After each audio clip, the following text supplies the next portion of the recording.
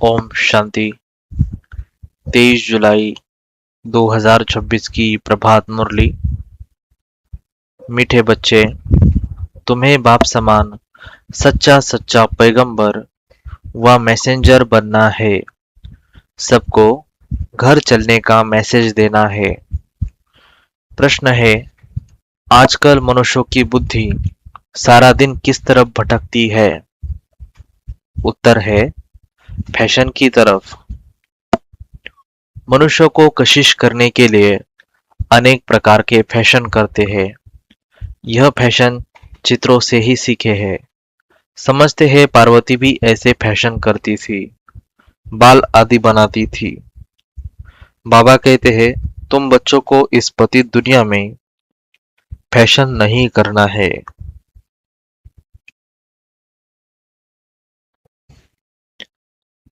तुम्हें तो मैं ऐसी दुनिया में ले चलता हूँ जहाँ नेचुरल सुंदरता रहती है, फैशन की दरकार नहीं। गीत है, तुम ही हो माता पिता तुम ही हो। ओम शांति। बच्चों ने गीत सुना। जब महिमा गाते हैं तो बुद्धि ऊपर चली जाती है। आत्मा ही बाप को कहती है, वही खिवैया है, पतित पावन है अथवा सच्चा सच्चा मैसेंजर है। बाप आकर आत्माओं को मैसेज देते हैं और जिसको मैसेंजर व पैगंबर कहते हैं। कोई छोटे व बड़े होते हैं, वास्तव में वह मैसेज व पैगाम देते नहीं है। यह तो झूठी महिमा कर दी है। बच्चे समझते हैं, सिवाय एक के इस मनुष्य सृष्टि पर और किसकी महिमा नहीं है। सबसे जास्ती महिमा इन लक्ष्मी नारायण की है, क्योंकि यह है नई दुनिया के मालिक। सो भी भारतवासी जानते हैं।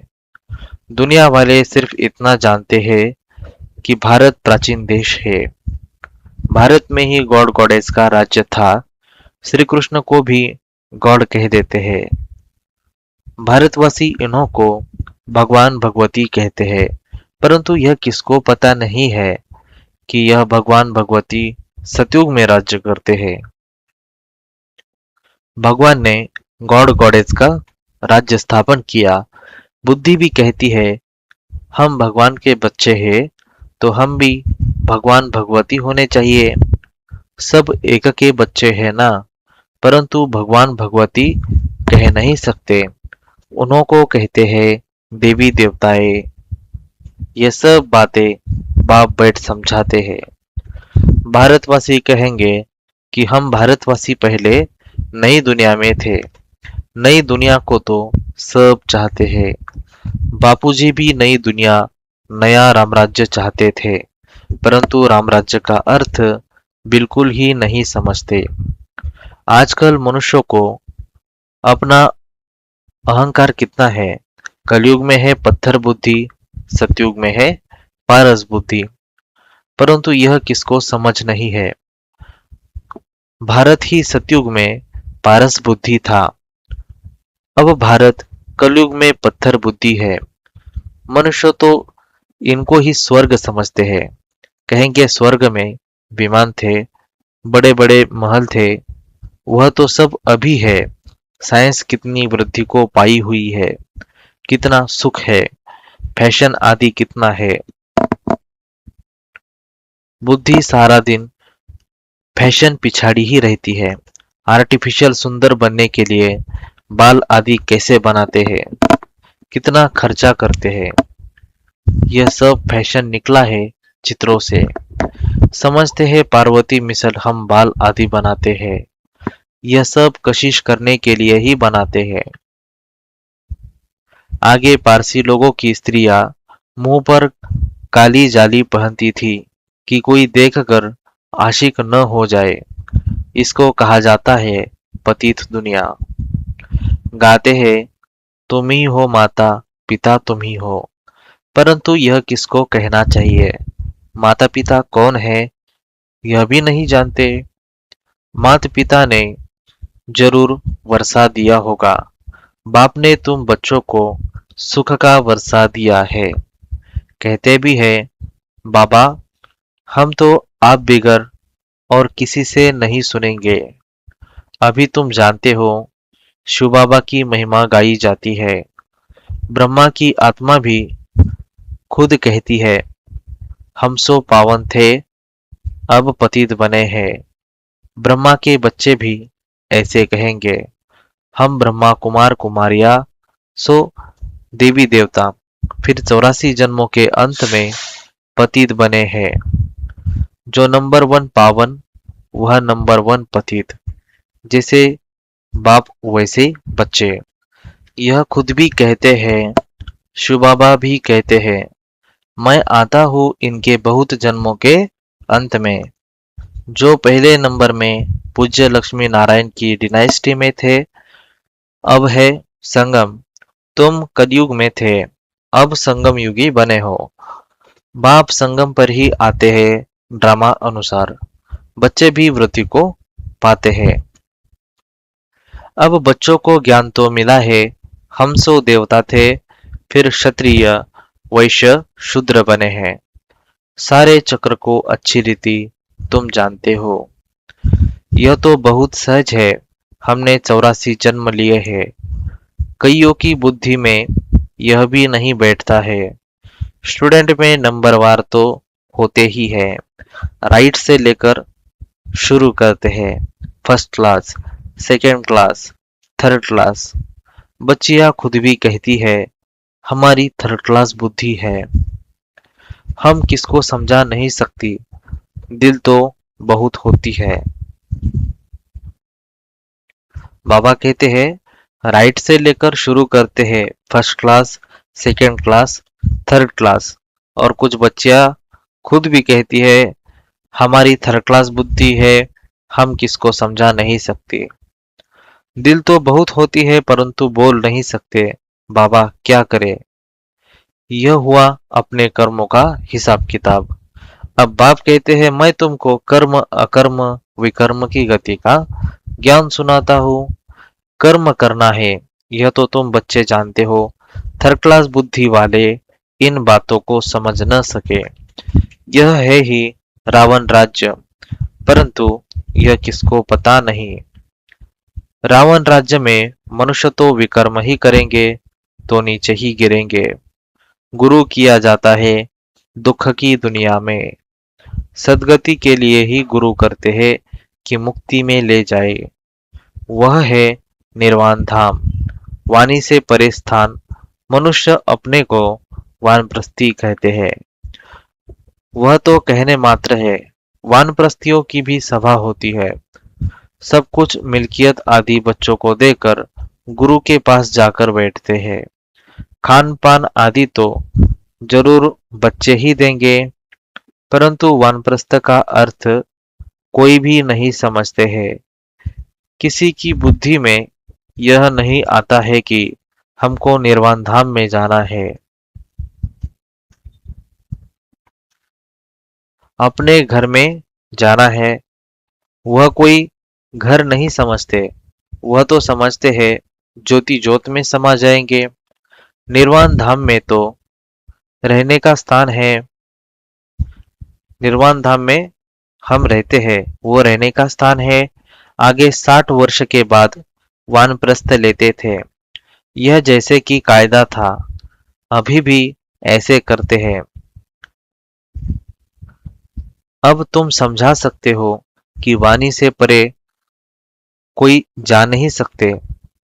अब तुम समझा सकते हो कि वाणी से परे कोई जा नहीं सकते। इसके लिए तो बाप को ही बुलाते हैं कि हे पतित पावन बाबा आओ, हमको पावन बनाकर घर ले चलो। मुक्ति धाम में आत्माओं का घर है। मुक्ति धाम में आत्माओं का घर है। तुम बच्चों को सतयुग के लिए भी समझाया है।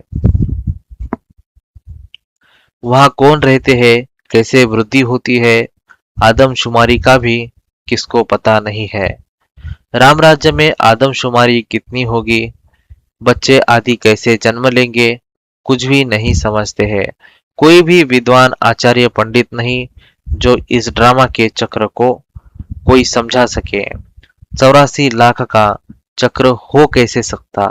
कितनी रॉन्ग बातें हैं। बिल्कुल सुत ही मुंजा हुआ है। बाप समझाते हैं, अभी तुम जानते हो। बाप ने कर्म अकर्म विकर्म का सारा राज समझाया है। सतयुग में तुम्हारे कर्म अकर्म हो जाते हैं। वहां कोई बुरा कर्म होता ही नहीं, इसलिए कर्म अकर्म हो जाते हैं। यहाँ मनुष्य जो भी कर्म करते हैं वह विकर्म हो जाते हैं।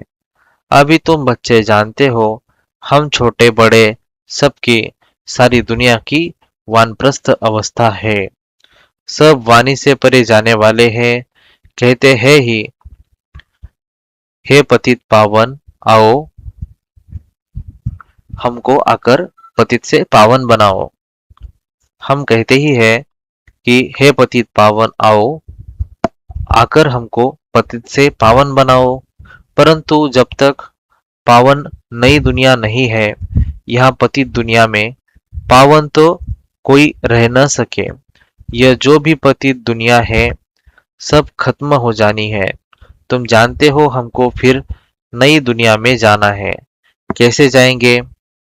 यह सारी नॉलेज है। यह है नई नॉलेज। नई दुनिया अमरलोक व पावन दुनिया के लिए। तुम अभी संगम पर बैठे हो, यह भी जानते हो दूसरे जो भी मनुष्य है ब्राह्मण नहीं है, वह कलयुग में है। यह भी जानते हो दूसरे जो भी मनुष्य है ब्राह्मण नहीं है, वह कलयुग में है। हम सब संगम पर है, जा रहे हैं सतयुग में। बरोबर यह संगम युग है। वह तो है ही स्वर्ग, उनको संगम नहीं कहा जाता। संगम है अभी। यह संगम युग सबसे छोटा युग है। इसको लिप युग कहा जाता है, जिसमें मनुष्य पाप आत्मा से धर्म आत्मा बन जाते हैं। इसलिए इसको धर्मायु युग कहा जाता है। कलयुग में सभी मनुष्य अधर्मी है। वहां तो सभी धर्मात्मा होते हैं।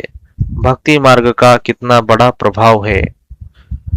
ऐसी पत्थर की मूर्तियां बनाते हैं जो देखने से ही दिल खुश हो जाए। वह है पत्थर पूजा। शिव के मंदिर में कितना दूर दूर जाते हैं पूजा के लिए। शिव का चित्र तो घर में भी रख सकते हैं, फिर इतना दूर दूर क्यों भटकना चाहिए? यह ज्ञान अब बुद्धि में आया है। अब तुम्हारी आंख खुली हुई है, बुद्धि के कपाट खुले हैं। बाप ने नॉलेज दी है। परमपिता परमात्मा इस मनुष्य सृष्टि का बीज रूप है। ज्ञान का सागर नॉलेजफुल है। आत्मा भी वह नॉलेज धारण करती है। आत्मा ही प्रेसिडेंट आदि बनती है। मनुष्य तो देह अभिमानी होने के कारण देह की ही महिमा करते रहते हैं। अभी तुम समझते हो आत्मा ही सब कुछ करती है। तुम आत्मा 84 जन्मों का चक्र लगाए बिल्कुल ही दुर्गति को पाई हुई हो। अभी हम आत्मा ने बाप को पहचाना है, बाप से वर्षा ले रहे हैं। आत्मा को शरीर तो धारण जरूर करना पड़े। शरीर बिगर आत्माएं कैसे बोले, कैसे सुने?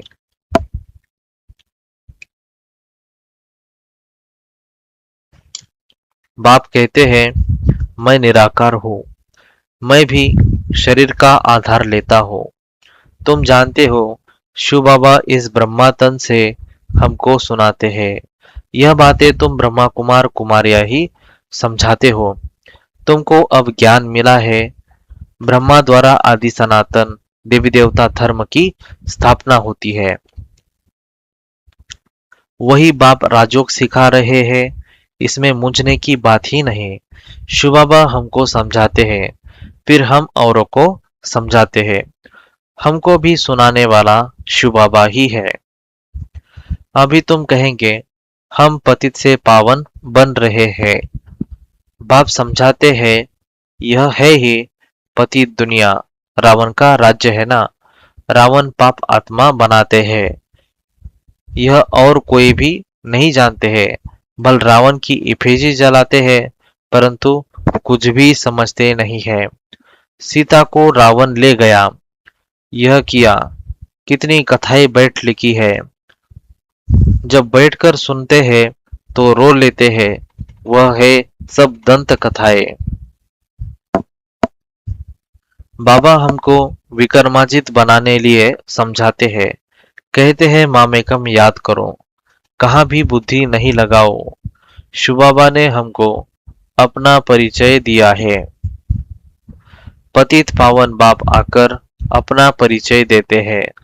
अब तुम समझते हो कितना मीठा बाबा है जो हमको स्वर्ग का मालिक बना रहे हैं। अच्छा, मीठे मीठे सिकिलधे बच्चों प्रति माता पिता बाप दादा का याद प्यार और गुड मॉर्निंग। रूहानी बाप की रूहानी बच्चों को नमस्ते। हम रूहानी बच्चों की रूहानी बाप दादा को याद प्यार, गुड मॉर्निंग और नमस्ते। वाह बाबा वाह, शुक्रिया बाबा, शुक्रिया आपका, पद्मा पदम शुक्रिया। मेरा बाबा, प्यारा बाबा, मीठा बाबा, शुक्रिया बाबा, शुक्रिया। धारणा के लिए मुख्य सार है, कर्म अकर्म और विकर्म की गति को जान, श्रेष्ठ कर्म करने हैं।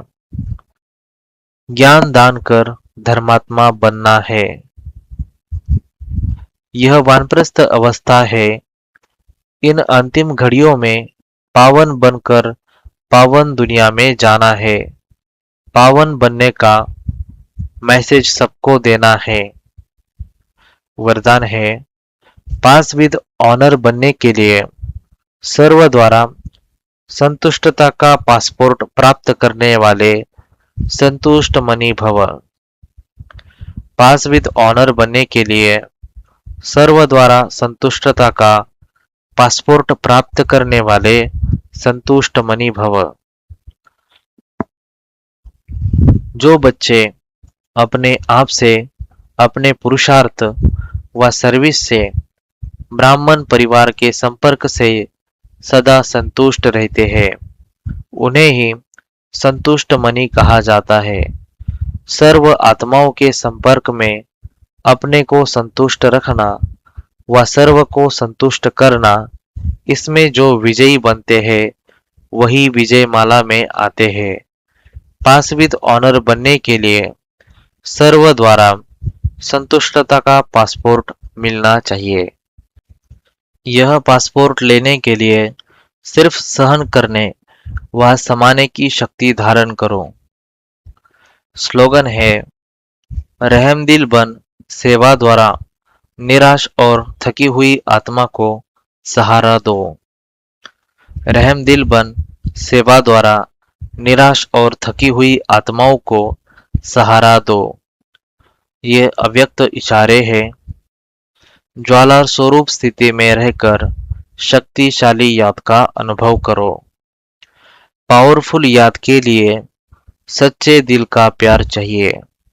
सच्चे दिल वाले सेकंड में बिंदु बन बिंदु स्वरूप बाप को याद कर सकते हैं।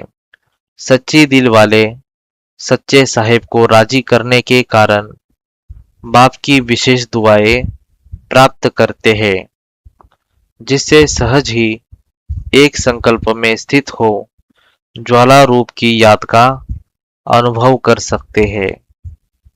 पावरफुल वाइब्रेशंस फैला सकते हैं। सच्चाई की शक्ति के कारण दिमाग भी समय पर युक्ति युक्त यथार्थ कार्य कराता है।